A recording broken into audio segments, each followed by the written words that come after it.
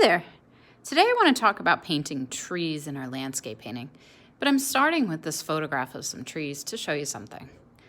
When trees are close, when they're in the foreground, you often can't see the bottom or the tippy top of the tree. And when you can see the bottom or the tippy top of the tree, when they're really far away, the trunks are often very skinny.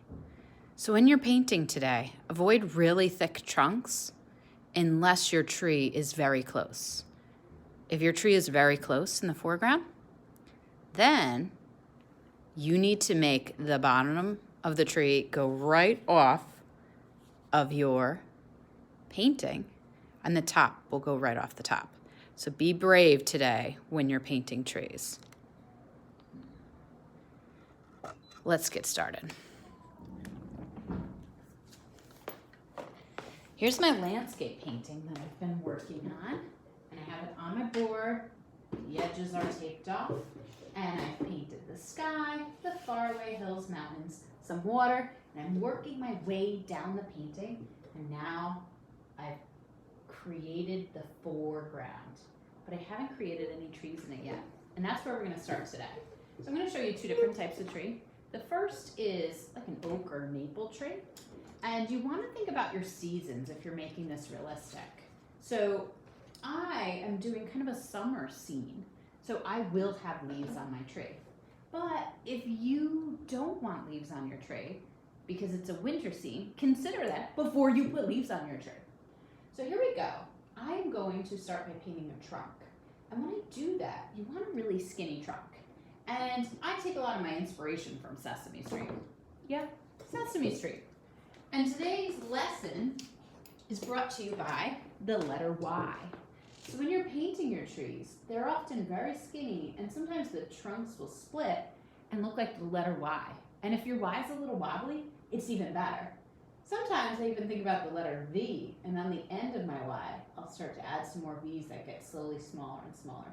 But you don't have to go crazy with that. But just something to think about if you are painting the trunks of some oaks or maple trees. Okay. Here we go. I got a nice skinny brush for my trunks. Got some water. I thought about the colors I needed ahead of time on my palette. And I usually just start with a really dark brown or black. So today I'm going to start with a black. I think I'm even going to plant my tree so close that you can't see the bottom. So I'm going to go right off the page. And here's the scary part. I'm going to cover up a lot of my painting. So here I go. Right up.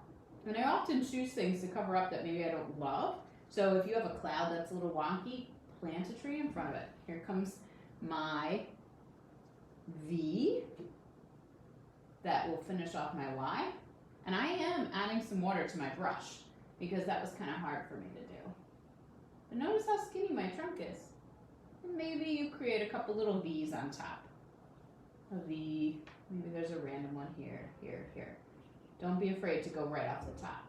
So there's one trunk ready to go. Maybe I'll do another one over here. There we go. Maybe this is a smaller tree. Oh, it's dripping. Let's turn that into part of the tree. There we go. And this one's going to go right off the edge of my canvas on the left side. There we go. And I can always go back and add to the trunk later. But notice, my trunks are very skinny. Keep them skinny. And then over on the right-hand side of my painting, I'm going to do an evergreen tree. So I usually just decide where my evergreen tree is going to go. And I'm just going to draw a little trunk. I'm going to cover up part of that mountain there. A nice skinny line for your trunk. Okay, so leaves. I often will use a type of brush called a fan brush. I'm a fan of my fan brush to do leaves for both my maple oak trees and my evergreen trees. And I often start with some darker colors, but I never just use one color at a time. So I'm going to start with a dark green, but I'm mixing together my green and black. And I even will leave it on my brush sometimes with two different colors. And for my oak and maple trees, I simply kind of touch the edge of where the branches are and where I think clusters of leaves might be. Sometimes I leave sky behind. I'm going right off the top. You could also do this with a big fluffy brush if you want too. you guys know that we have a lot of brushes available to you. Change up your brushes, change up your texture. Going right off the page, off the top and off the left-hand side and overlapping with my other tray. Now, if you're doing an evergreen tree, it's a little different. Think about a triangle shape. I often start at the top, but if that's a little hard for you, you don't have to. But I'll start at the top just by making a little dot. And then with my fan brush, I'll slowly go back and forth, left, right, left, right. And each time I get a little bit wider. To the left, to the right, left, right. It's okay if it's not perfect, because trees in nature are very organic. So if it's not perfect, it's actually going to look more realistic. To the right, to the left, and I slowly go out more and more each time. I'm pressing a little harder each time so the fan brush gets a little wider. And there we go, I have some dark shadowy leaves. I'll even flip my brush around to give some variety. But you know me, I'm not going to stop there. I'm going to wash my brush, or even maybe switch brushes. And now I'm going to do another layer on top. Yesterday I was using the analogy of ice cream because I love ice cream. I pretend the first layer is like the ice cream in a sundae. And the second layer is like the sprinkles. The sunshine on top is like your sprinkles. Where are the sprinkles going to land?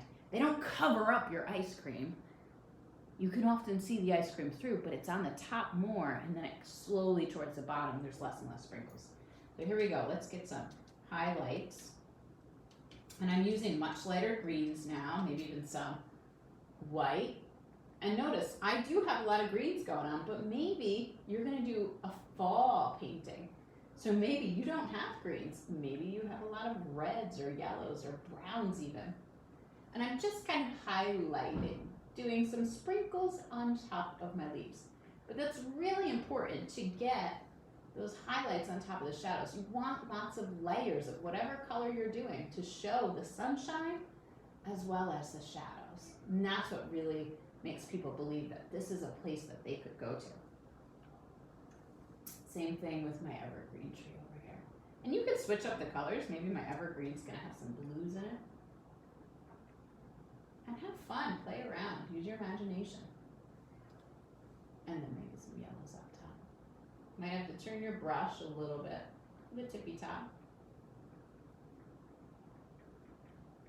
There you go. And then you can always add more trees if you want. But I always stop and I take a break and I look before I add some more. I'm going to stop there for today and let you get to work on your painting. Enjoy painting different types of trees.